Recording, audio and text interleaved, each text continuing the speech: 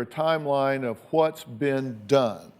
And I want to take a look at that and give each of you an opportunity to talk about it. Okay, on August 3rd, the child is born.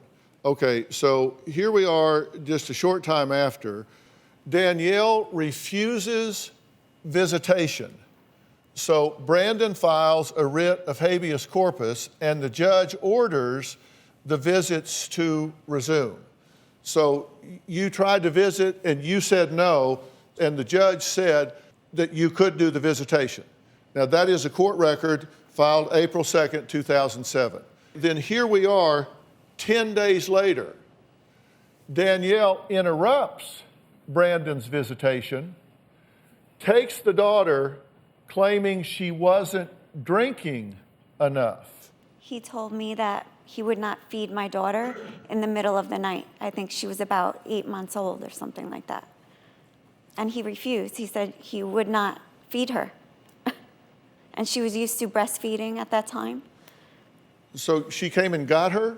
She came the next day claiming she wanted to check on her. And when she showed up, she actually physically took our daughter in the car seat out into her car through the front door while I was going and warming a bottle. No, you weren't. Okay. Okay, let's fast forward here several months to November, same year. You refuse visitation, so Brandon files a writ of habeas corpus again. I wanted him to get, again, record in the courts stating exactly what dates, because I was concerned, of course, him taking her out of state. But you had visitation, right? And so you had to file a writ of habeas corpus to force her to give you the child. Yes, that's correct, sir. Then on the 9th, you did get it, so she interrupts the visitation and takes the child to the hospital because she is ill and cranky and insists on an MRI because you're claiming that she's having seizures. I went to pick up my daughter, and she literally passed out in my arms. I said, Brandon, come on, we have to take her to the hospital. She's not responding. Let's go, let's go. We rushed her to the hospital, and the doctor told me, your daughter had an absent seizure. The doctor cleared her on examination, and you insisted that she have an MRI. I never insisted. I've read the medical record. Well, what actually they told us that we can keep her a little bit longer, but, you know, and give her more tests. But we've been here a long time. You can go. She looks okay. And we agreed to go. Both of us were in there together, and he said, all right, let's just go. But the pediatrician came to visit her in the hospital, and she did say, well, what I think she had was an absent seizure and constipation because she wasn't eating. He kept on saying, she's not eating, she's not drinking. The doctor clears the child, no problem, and says you insisted that she have an MRI. I'm telling you, Dr. Phil, I never insisted that. She did. I was in the room at the time. She insisted that we have an MRI, and the diagnosis was constipation. She was constipated because Danielle was feeding her something that would constipate her, cheese doodles all the time. I am shocked that a doctor would allow you to insist that an MRI, because this is a very traumatic thing for a child. She had to be held down for the MRI, correct? She did. Yes, sir. Okay, January 1st, 2008, you refused visitation. Why? I cannot recall at this time. You don't know. Now, when you go for visitation, where are you coming from? Typically, wherever I was stationed at the time, so... So are you driving to get here? That was California, so that one I had to take a flight. You had to take a flight? Yes. So you flew from California to where? New York. So you flew across the country to have a scheduled visitation? Right, yes, sir. And you got there and she said no? No, that's correct, yeah. She said no. Okay, so then on the 8th, you have to go to court again, and the judge orders the visitation. And if you look at the dates, that's January 1st when I was supposed to exercise my visitation, and January 8th when I actually got to. So I flew out and was in New York for 7 days before I was able to exercise visitation, the visitation that was court ordered. Supervised. I'm sorry? It was supervised because of his behavior. It was supervised, and it says it in the court order. It was supervised because at the time, the judge was unaware of the medical records as they were typed up, as Dr. Phil had told us, and that it was you that had ordered or had tried to get the MRI, and that our daughter was constipated and was the whole reason we had to go to the hospital 'Cause you weren't in the feeding first her. place. She was in your care. She doesn't get You constipated were in a holding single her. No, she was day. not in my care. You had her all day, all night. She got constipated in a single day. In But your to be, care. to be clear, you're right. This was supervised until the judge got the medical records and then apologized to you Yes, sir. for imposing the supervising restriction once the medical records were in the court's possession. That's correct, Now, sir. okay, August 12th, 2009, Danielle, you refused to allow the child to attend Brandon's wedding. Why? About maybe a month and a half before that, Brandon had given me a carat and a half bracelet. He's a womanizer. The way he treats women is a joke. I was surprised. So the police show up to meet the flight. But didn't you later admit that it wasn't because she sounded dehydrated, it was because you didn't get a call the night before? No. I was there at the airport, and I just had mentioned to them, can I please have assistance, because I've gotten many problems with him not giving my daughter. He has done this to me too, many times. And I was there. You live He in a would not give delusional me my world daughter. right now. I am speaking. He would not give me my I'll let daughter. He would not give her back to me. And she sounded like she could barely speak on the phone. I was concerned. And the woman there said, oh, yeah, she could get a rupture in her intestine. And she was scaring me. Who said this? The woman in the airport. She was, What woman in the airport? it was a security guard or something.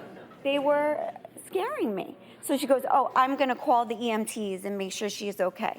You weren't even there, right? You were I on your was honeymoon. not there. We were together in Colorado still. And a family member was Yes, my was parents. accompanying the child. Yeah. She would refuse to give me my daughter. So when they got off the plane, Well, you just said you had the police come because you knew he wouldn't give you your daughter. He was in Colorado. Well, the grandmother wouldn't give me my daughter.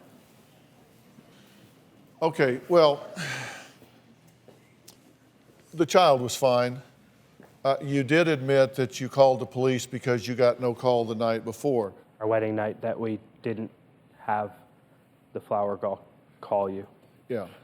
Okay, we jump ahead now a couple of Get you months. 15 minutes of fame. And This you is fame for petition you. now to restrict his contact. Then in February, you violate the custody agreement, you're held in contempt of court, and you're given 6 months in jail. It's so No. egregious, you're given 6 months in jail, and they suspend that sentence.